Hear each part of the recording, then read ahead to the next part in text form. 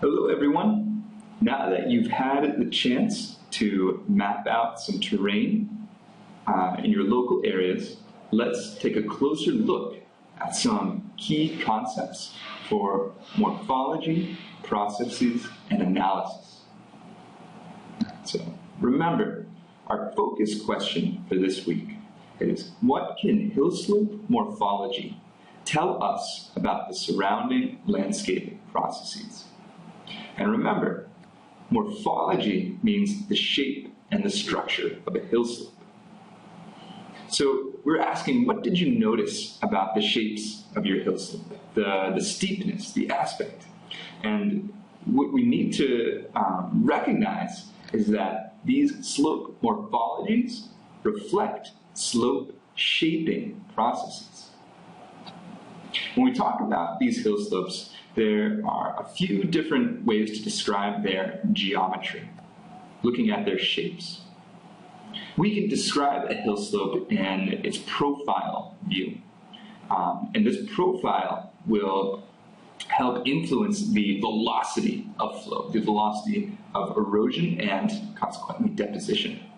So for slopes, we can have things like convex slopes, where they are more rounded.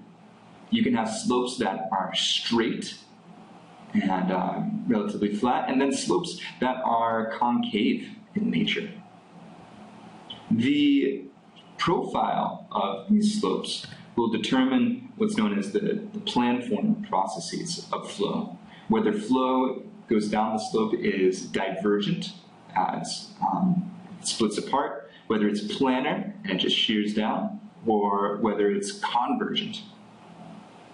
So these shapes, these profiles, create a few different landform features.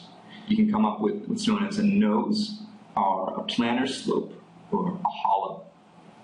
And what's important to remember is that topography can have all of these different curvatures.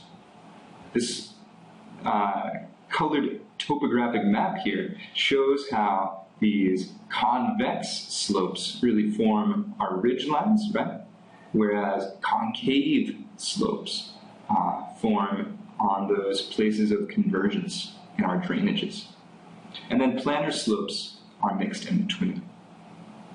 So when you're describing your slope, you can use this geometry to provide more detailed descriptions. And it's important to remember that complexity is inherent in nature, right? Our slopes can be simple in shape, where they can only have a few different features, such as convexity going to concavity, versus slopes that can be internally complex, where they have a multitude of those features stepped in. And you can find each type in nature. After describing the geometry of a slope, we can look towards how these slope processes really generate different topography. When you have slower uplift and erosion with your tectonic setting, will develop broad and rolling hills, as opposed to areas where there is rapid uplift and erosion, like much of Bhutan, and we get steep slopes and deeply incised valleys. So, taking these slope concepts to the next level, we can look to classify some of our slopes to three general categories. First, being slopes that are weathering limited. Second, being slopes that are transport limited. And third, what's known as threshold slopes. And we're going to break down each of these together. So weathering limited slopes are when you have a slope that is dominated by bedrock.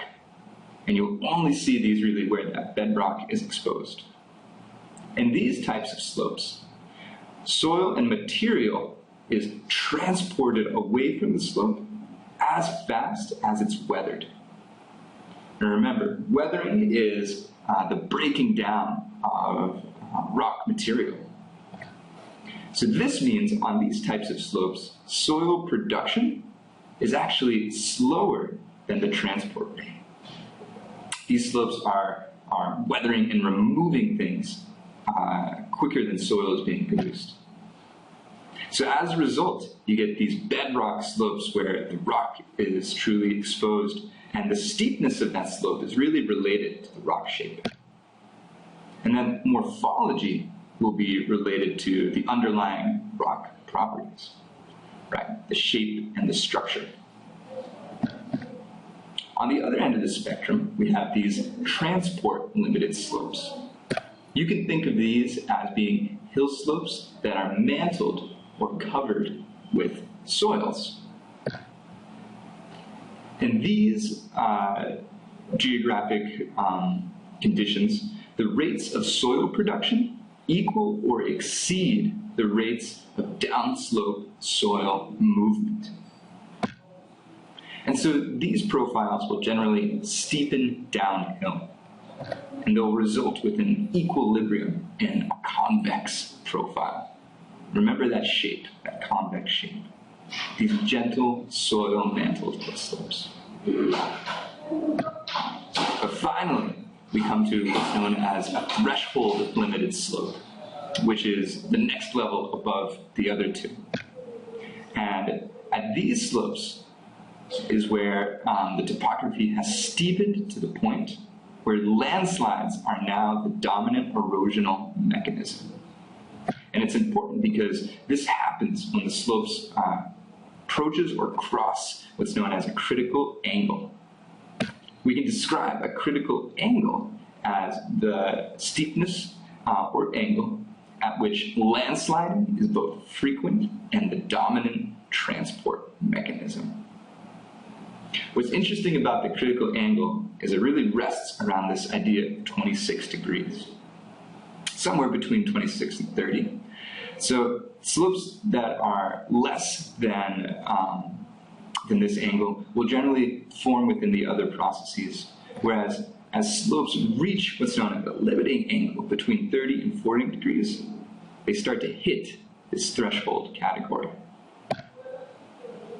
Let's take a look at how this breaks down a little bit more. This is data plotted from a study of different slopes at a place in the state of Washington in the United States.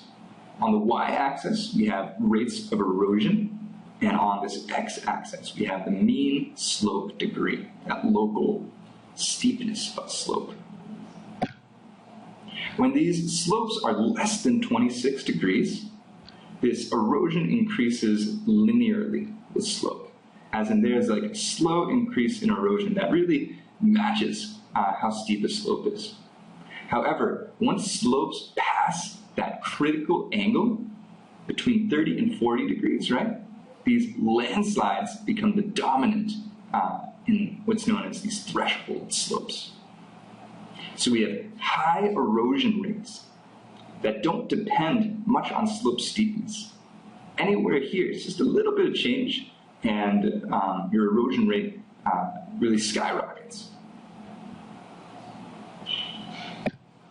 When we talk about slopes, we can also talk about the concept of relief, with relief being the difference between the highest and lowest points of elevation.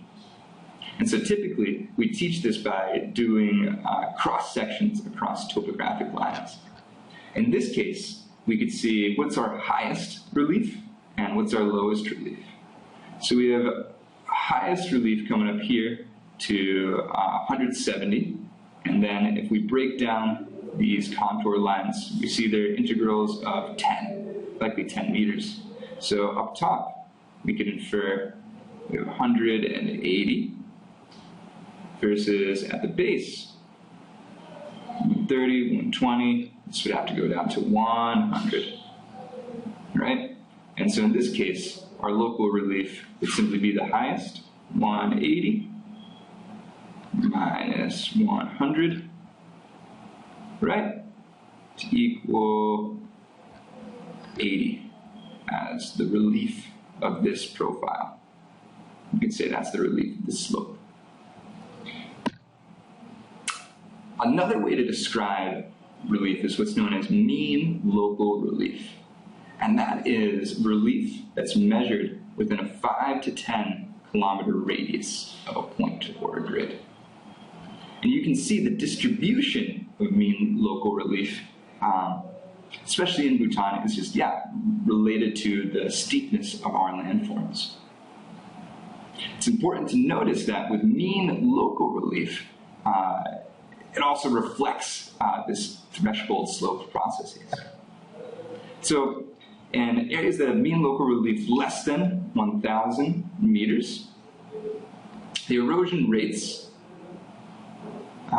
increase with this mean local relief, but there's a low and slow increase. So at areas where there's your local relief is less than 1,000 meters, your erosion rates are relatively slow in regards.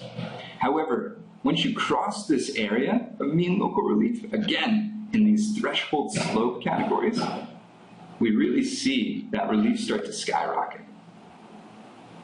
With high local relief, erosion rates increase greatly, and these upper limits are controlled by the strength of the rock. Great.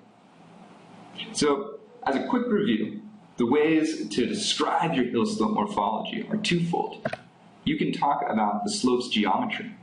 Is it convex? Is it straight? Or is it concave?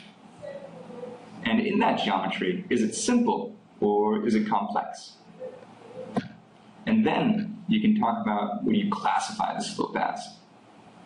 Is it weathering limited, where there's much exposed bedrock? Is it transport limited, where it's a very gentle slope and there's soil on top, and you have soil that's developing? Or is it a threshold slope, where landslides are truly dominant?